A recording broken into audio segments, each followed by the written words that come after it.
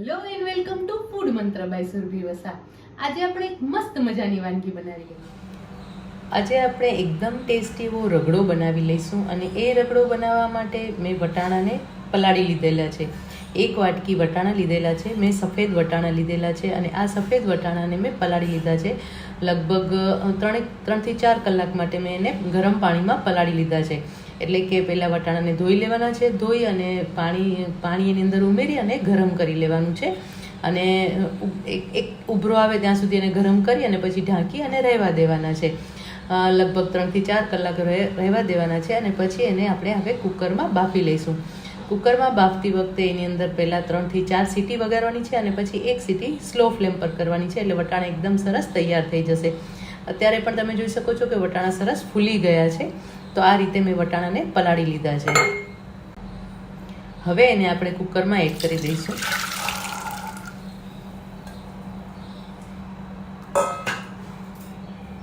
એની સાથે પાણી પણ એડ કરી દઈશું. જેટલા વટાણા હોય એનાથી લગભગ 4 ગણું આપણે પાણી એડ કરવાનું છે અને એની અંદર થોડું મીઠું એડ કરી દઈશું. લગભગ 1/2 થી 1 ટીસ્પૂન જેટલું મીઠું અત્યારે આપણે ઉમેરી લઈશું, જેથી કરીને વટાણાનો સ્વાદ છે એ ફીકો ન લાગે. હવે આપણે આ વટાણાને બાફવા માટે મૂકી દઈશું.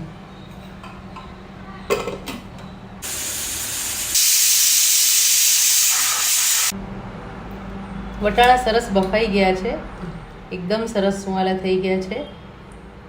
જો તમે જોઈ શકો છો એનો કે એકદમ સરસ બફાઈ ગયો છે અને જરા પણ કડક નથી. તો આ રીતે આપણે વટાણાને બાફીને તૈયાર કરી લીધા છે.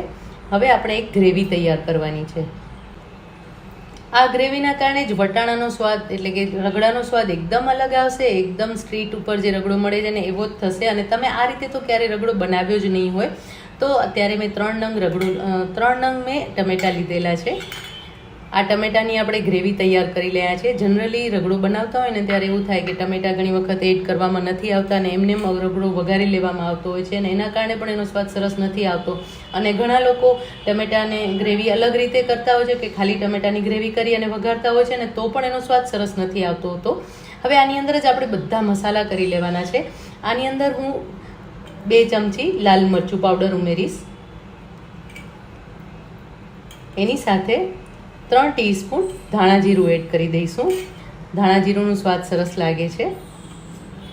5 ચમચી હિંગ લઈશું. કાચી હિંગનો સ્વાદ સરસ લાગશે. અડધી ચમચી હળદર પણ ઉમેરી લઈશું. અને 1 ચમચી ગરમ મસાલો ઉમેરી લેવાનો છે. આ ગરમ મસાલાના કારણે જ જે રગડો છે ને એનો સ્વાદ બહુ જ સરસ આવશે. અને હવે આપણે આ જે ટમેટાં છે એને ક્રશ કરી અને એની ગ્રેવી તૈયાર કરી લેવાની છે.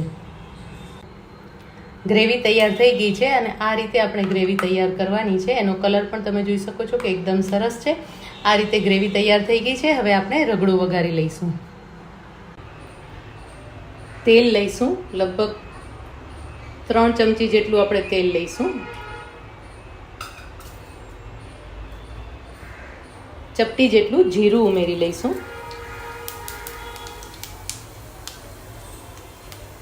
એની સાથે 5 ચમચી ગરમ મસાલો ઉમેરીશું. અને જે ગ્રેવી આપણે તૈયાર કરી હતી એ ઉમેરી દઈશું.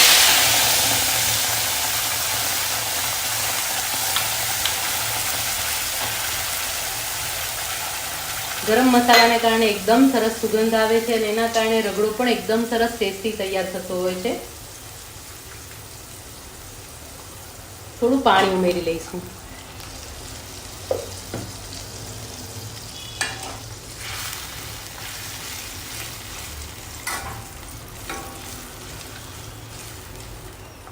હવે ટમેટાને આપણે કૂક કરી લેવાના છે. એની કચાશ દૂર થાય અને મસાલો પણ સરસ રીતે બધો ચડી જાય ત્યાં સુધી આપણે એને કૂક કરી લઈશું.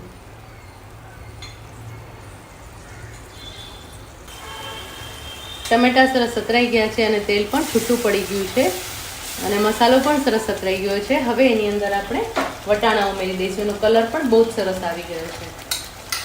બાફેલા વટાણા હવે એની અંદર આપણે ઉમેરી દેવાના છે. આ ગ્રેવીના કારણે વટાણાનો સ્વાદ બહુ જ સરસ આવે છે અને બનાવવું પણ એકદમ ઇઝી થઈ જાય છે. તમે ક્યારે પણ આ રીતે તો રગડો બનાવ્યો જ નહીં હોય અને એટલા માટે જ તમે જ્યારે પણ રગડો બનાવો ત્યારે એનો સ્વાદ કંઈક અલગ આવતો હશે, પણ આ રીતે જો તમે રગડો બનાવશો તો એનો સ્વાદ બહુ જ સરસ આવશે. થોડું પાણી નાખી દઈશું આપણે.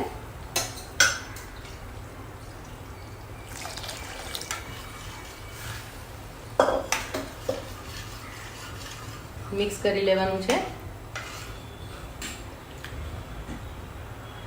હવે એની અંદર આપણે મીઠું એડ કરી દઈશું.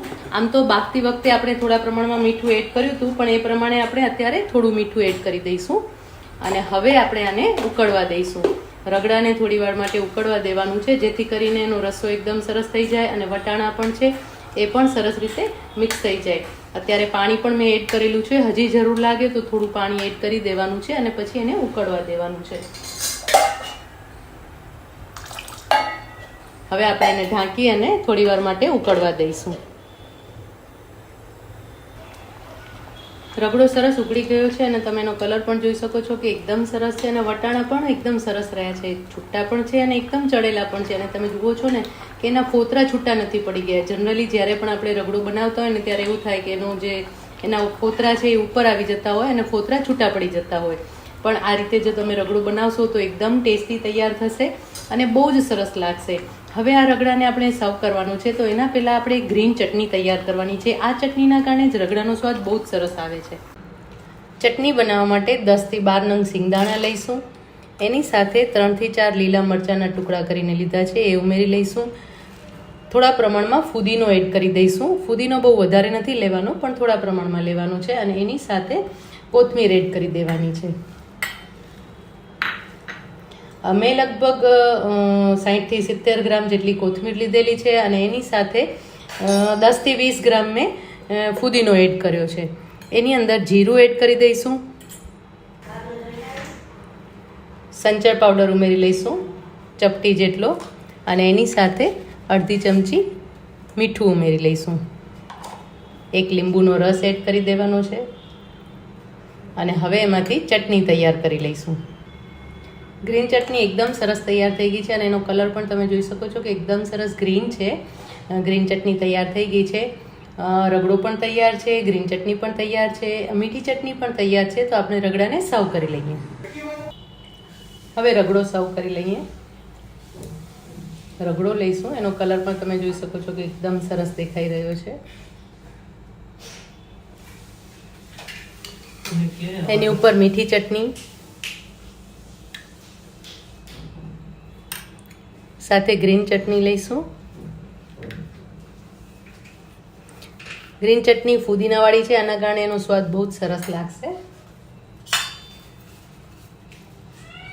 થોડી સેવ છાંટી લઈશું ઉપરથી. મસાલા સિંગ પણ લેવાની છે અને થોડી કોથમીર. એકદમ ટેસ્ટી એવો રગડો તૈયાર થઈ ગયો છે. રગડા ચાટ તૈયાર થઈ ગઈ છે. આ રગડો તમે પૂરી સાથે પણ ખાઈ શકો છો, બ્રેડ સાથે પણ ખાઈ શકો છો અને પેટી સાથે પણ ખાઈ શકો છો. તો મસ્ત મજાનો રગડો તૈયાર થઈ ગયો છે.